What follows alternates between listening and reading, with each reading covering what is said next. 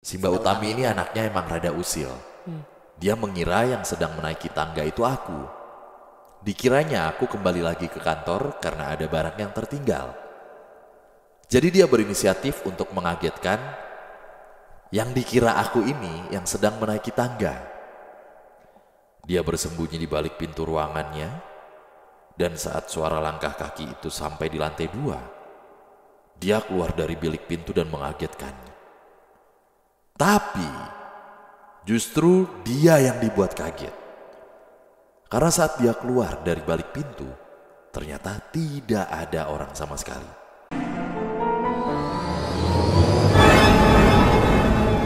Selamat tahun baru. Selamat tahun baru 2024. Mari ketemu lagi nih sama kita berdua. Ya, bagaimana ya? Iya. Namanya juga udah ganti tahun loh ini loh. Masih Masih TK aja kita PMK. baju boleh sama, tapi semangat baru. Udah lah. Ya, kalau teman Kliwon mah, yang penting kita tayang rajin tuh udah seneng, Le. Iya. Iya, udah. Kalau masalah baju mah nggak terlalu meters lah ya. Oke, jangan lupa sebelum kita mulai bacain cerita dari kiriman teman Kliwon, bantu kami dengan like, komen, dan subscribe. Yes. Nyalain notifikasi juga ya, biar nggak ketinggalan ya. Itu. Oke, yuk. Langsung kita bercerita di Awal tahun nih. awal tahun Heeh. ya. Agak panjang nih ceritanya. Oke. Assalamualaikum warahmatullahi wabarakatuh. Selamat pagi, siang, sore, malam Danu Bimo dan seluruh teman Kliwon. Aku punya pengalaman sekaligus cerita horor yang awalnya aku kira cuma aku yang mengalaminya. Tapi ternyata banyak yang mengalami kejadian yang sama yang dialami oleh teman-teman di kantor tempat aku kerja dulu. Oke, semua cerita yang dialami oleh beberapa rekan kerjaku nih udah mendapat persetujuan mereka untuk diceritakan, tapi namanya disamarkan. Kejadian ini aku alami saat masih sebagai karyawan baru, di mana waktu itu terjadinya di pertengahan tahun 2017. Aku bekerja sebagai seorang sekretaris dan sebagai seorang koordinator admin di sebuah perusahaan swasta yang bergerak di bidang jasa pengembangan SDM atau jasa training di Yogyakarta. Kantorku berada di lingkup perumahan di daerah yang dekat kampus dan kampus-kampus ternama di Jogja lah. Jadi di lingkungan kampus-kampus. Untuk bentuk kantornya, ini adalah bangunan dengan rumah yang menggunakan arsitektur bergaya Jawa, di mana ada pintu gebyok atau pintu ukir. Saat awal bekerja, beberapa teman sempat bercerita mengenai hal-hal yang pernah mereka alami saat mereka lembur di kantor. Mulai dari lihat sosok bayangan dari ruang meeting, ada sosok yang naik tangga tapi saat dicek nggak ada orang, dan yang lainnya. Awalnya ya aku kira mereka hanya nakut-nakutin aja. Sampai pada akhirnya aku mengalami sendiri. Pada saat itu aku masih sendiri di posisi admin, belum naik jabatan dan memiliki staf. Jadi semua pekerjaan di admin masih kukerjakan sendiri sampai harus lembur. Ruanganku ada di lantai 2. Satu lantai dengan ruangan Pak Direktur, lalu musola, dan juga ruang accounting. Juga ada 2 kamar mandi di depan tangga dan di sebelah selatan tangga. Yang mau aku ceritakan ini kamar mandi yang berhadapan dengan tangga, di mana posisi kamar mandi ini di belakang meja kerjaku. Jadi posisi dudukku membelakangi pintu kamar mandi atau menghadap ke tembok samping tangga. Kejadian pertama yang aku alami adalah di mana saat itu Jogja mulai memasuki musim penghujan. Biasanya kalau mau hujan deras ada pemadaman listrik dari PLN. Dan benar, tiba-tiba listrik mati. Saat itu kantor belum memiliki genset. Jadi saat terjadi pemadaman listrik, semua pekerjaan yang menggunakan komputer dan alat elektronik lainnya itu terhenti. Daripada bingung, nggak bisa input data, akhirnya aku memutuskan untuk menata semua file-file yang ada di meja aku masukkan ke dalam rak arsip. Nah, rak arsip ini berada di belakang meja kerjaku nih. Kondisi lantai 2 gelap. Akhirnya pintu menuju teras yang gak jauh dari meja kerjaku aku buka agar ada cahaya yang masuk. Saat mulai merapikan file, tiba-tiba terdengar seperti suara pintu dibuka. Ceklek. Di mana tuh suaranya jelas banget.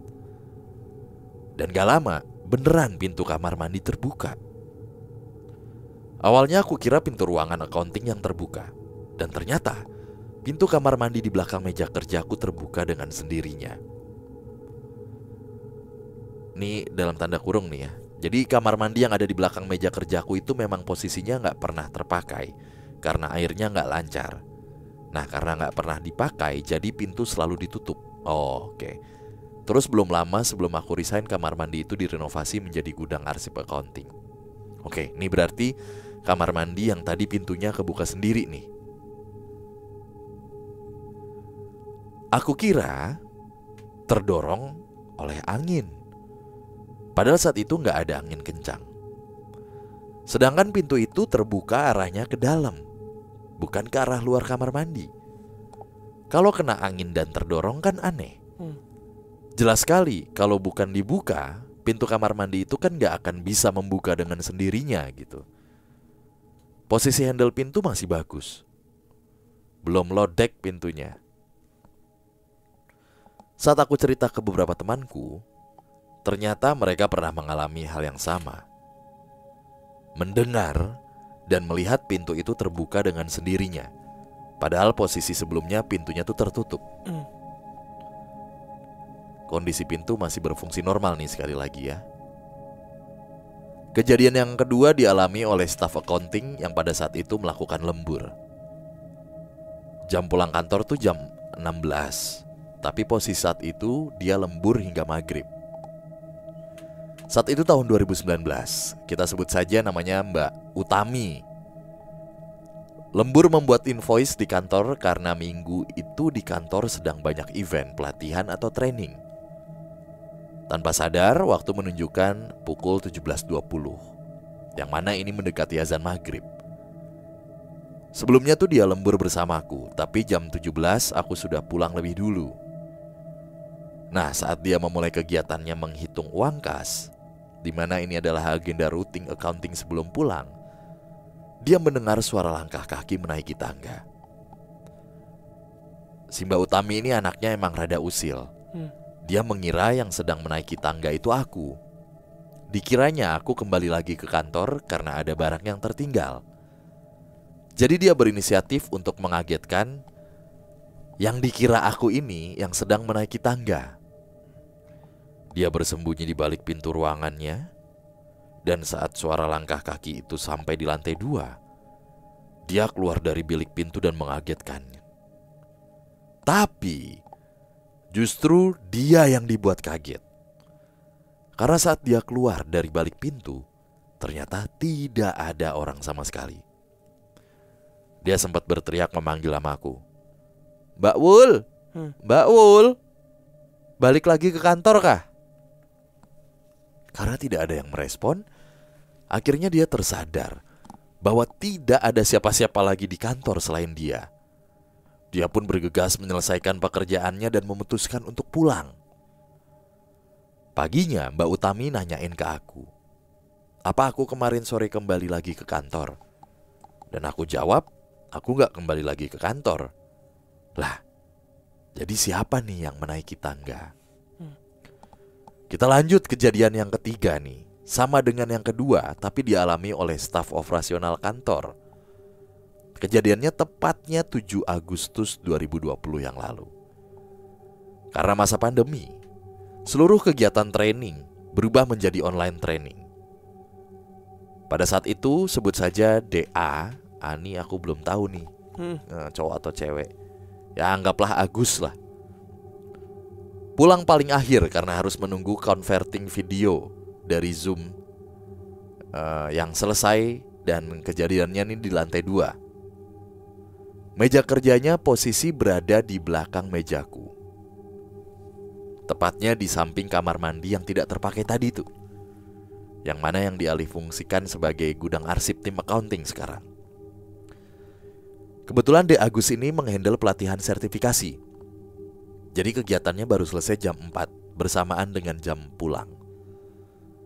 Pada saat De Agus masih sibuk mengkonvert, tiba-tiba dia mendengar suara langkah kaki menaiki tangga. Duk, duk, duk. Itu jelas banget suara orang naik. Tapi suara itu terhenti. Tidak ada satupun wujud yang sampai di lantai 2. Dan dikiranya orang yang menaiki tangga ini kembali turun dan gak jadi naik. De Agus berteriak memanggil Mbak Lani, manajerku, yang sering lembur, dan juga Mas Siswanto, manajer operasional, atasan De Agus yang kebetulan sering lembur juga.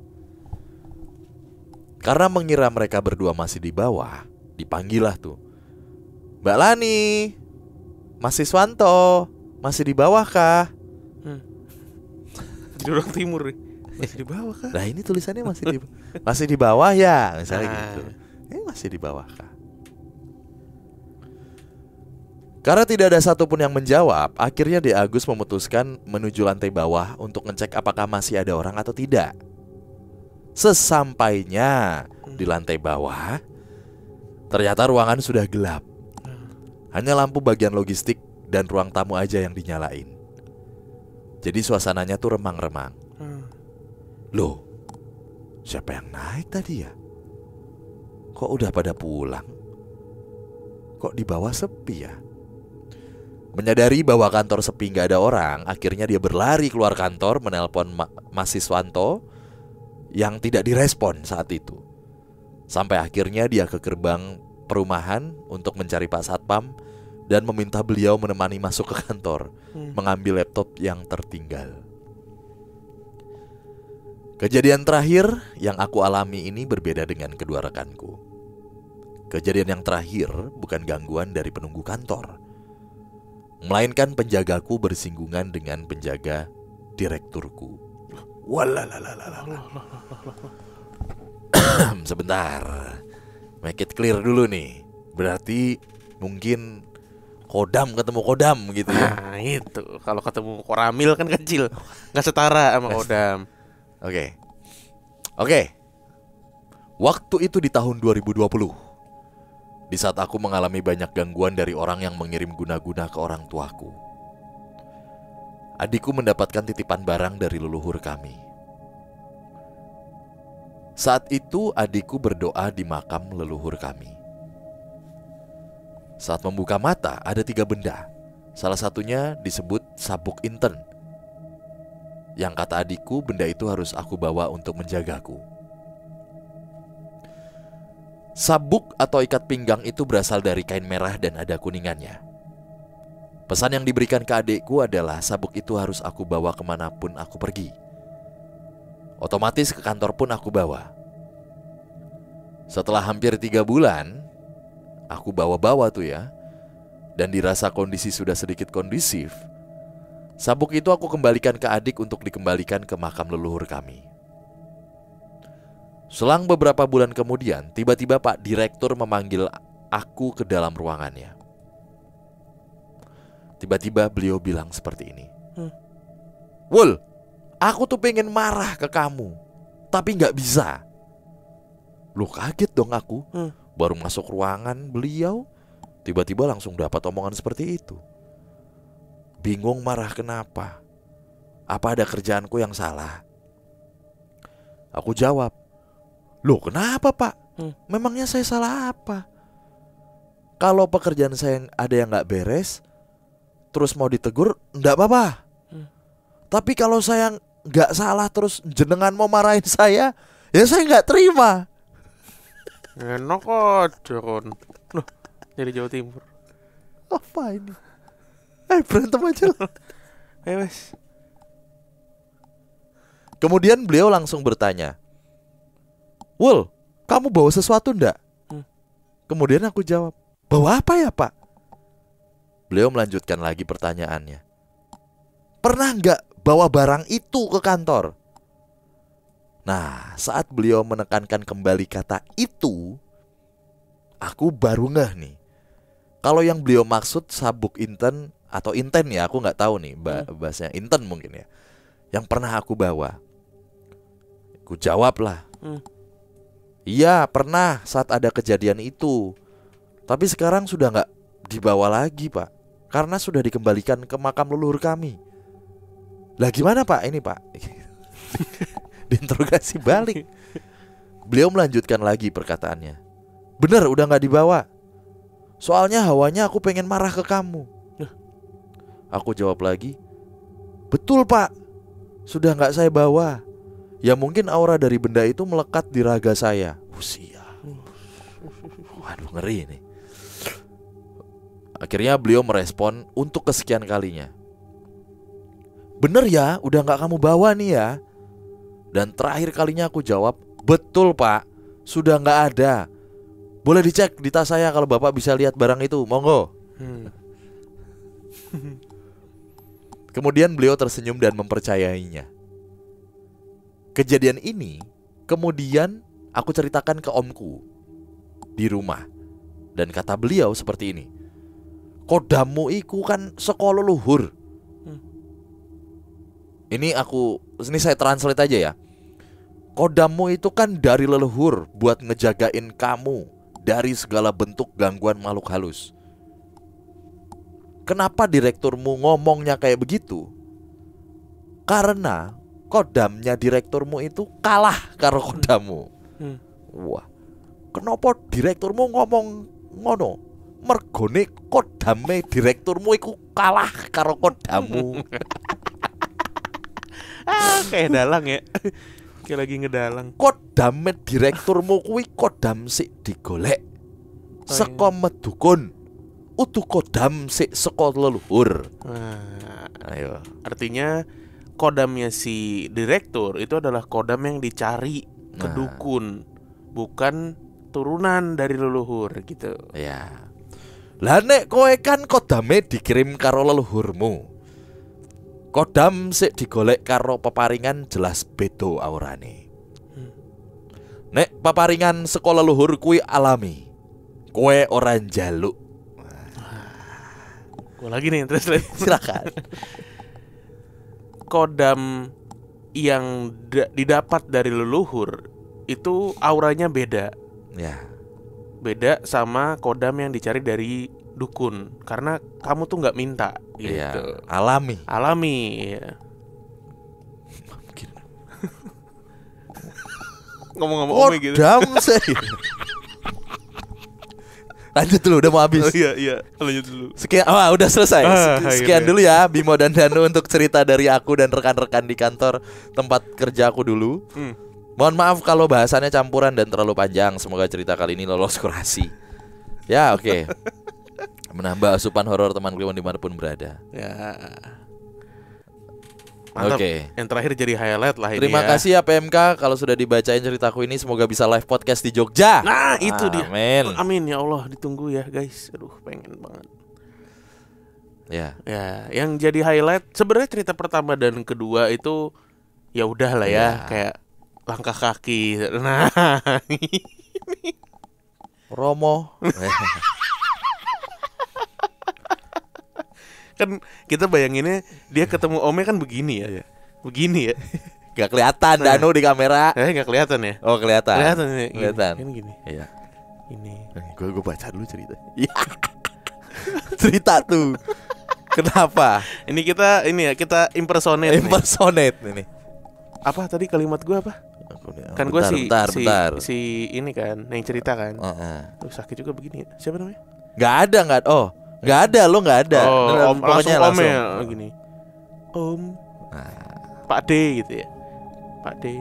Kodamu iku kan saka leluhur nggo jagani kowe saka segala bentuk gangguan makhluk halus.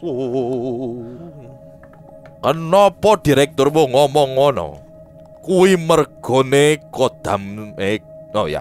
mergone kodame direkturmu iku kalah karo kodamu.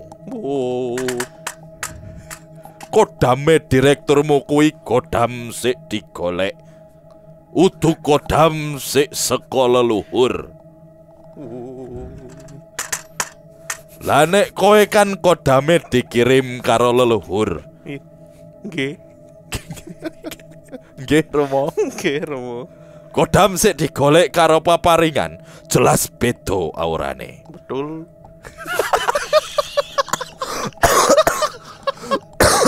Betul. Kurang ajar banget. Betul itu. Ke mukanya lagi. Nah, itu kalau di Jawa Tengah lah ya, di Jogja atau Jawa Tengah gitu. Kalau Betawi,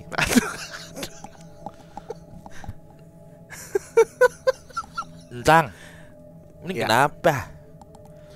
Sekarang Masuk begini. direktur gua marah-marah sama gua. Nah, sekarang begini, dengerin dulu.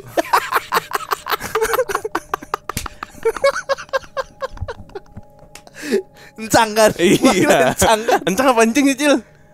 Encang kan? Encing tuh- Encing tuh kan cewek kan? Emang cewek kan? Iya. Ada juga yang cewek. Ada juga encing tuh. Ya ada juga. Ya. Encang. Kamannya encang. Encang. Iya, encang tuh om kan? Encang. Ya. Gimana sih? Masuk gua didamprat Nah, ini emang. lu dengerin dulu makanya. Namanya kodam, nih ya. Ini kita bicara kodam.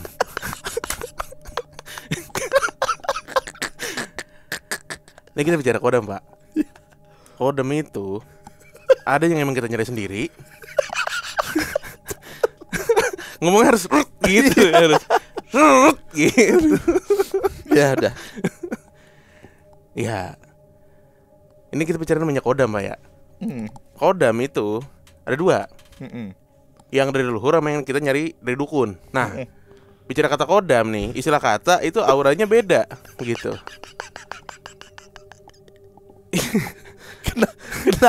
Kenapa itu direktur marah-marah? Nah, Cang.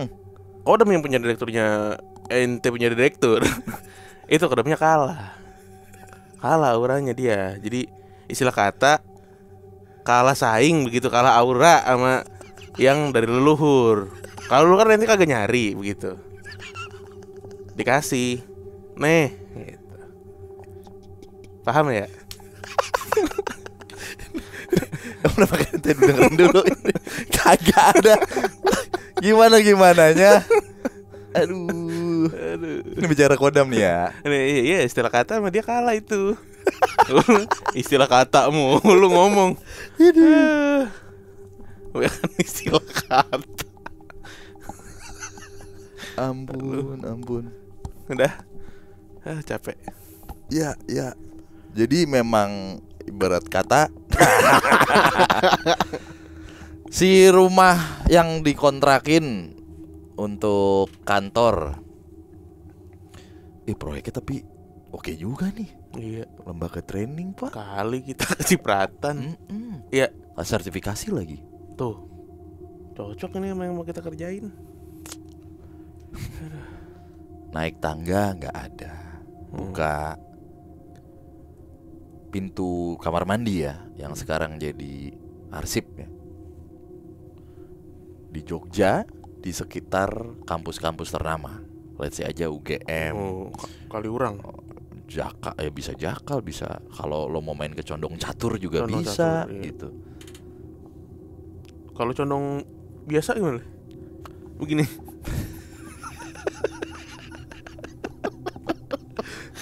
Condong catur. Tergantung mau condongnya kemana sih, Bapak. Itu dia. Iya, kalau condongnya ke sana mah ya begitu. Orang condong begini. Orang nekuk udang begitu. Orang condong. Lucu. Orang condong begitu. Condong tuh banyak loh, bukan cuman concat doang, bukan condong catur. Kiara condong gitu kan? Iya. Udah. Ya, begitu ya. Gitu ya. Ini cewek apa cowok sih yang cerita? Mbak. Oh, Mbak ya. Iya, Mbak, doain aja semoga PMK di tahun ini, di tahun 2024 bisa main dan bikin live podcast di Jogja. Itu salah satu plan kami juga gitu. Ya. Nggak cuma live podcast tapi juga ada karaoke-nya gitu sekalian. Ya. Oke. Oke, kita ketemu lagi di video berikutnya. Sekali lagi terima kasih buat teman Kliwon supportnya. Jangan lupa untuk like, komen, dan subscribe. Dadah.